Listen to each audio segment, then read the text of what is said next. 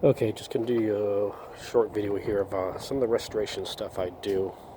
It's kind of ridiculous in the case of this is like a battery tray for my 77 Ford truck that you could pretty much just go buy one, not that much. But anyways, I thought I'd show you what I do. Anyways, as you can see here, all this was missing. This is cracked and torn about there, but all this was missing, so you might even see the duct tape marks in it. Anyways, yeah, that's JB Weld. Now, I know you're like, that's hokey. Well, no, that's not the finish end result. This is kind of like what I did on my fan trowel that was missing a lot more.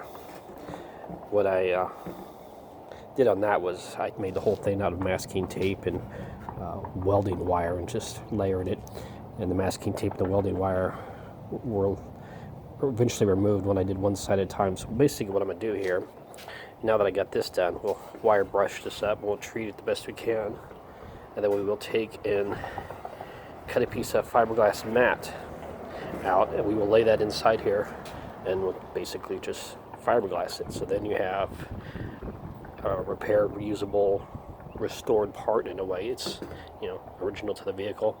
And because it will be interlaid with fiberglass, it'll be more rust resistant, more corrosion resistant. Anyways, just that, it's just something you could do when you have a part.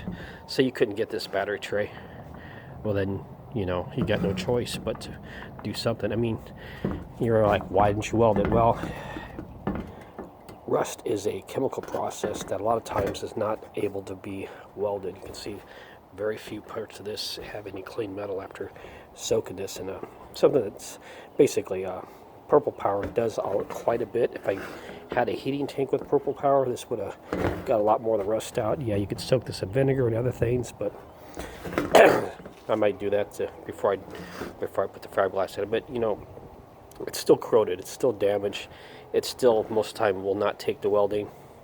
And like I said, if you got a part other than this that you cannot get, well, this is a solution. That's why I did it with the fan shroud, because I just wasn't able to find one. So I hand built that whole thing out of fiberglass after, like I said, doing something similar to this. And like I said, you can even go farther than this, and I probably will. Once you do this side, dries and good, then you can flip it over and do the same thing on this side. So it's completely encapsulated, whatever you want to say, in fiberglass. But there you go. Hope that helps some of you out on, how to restore, fix parts on your own. See you.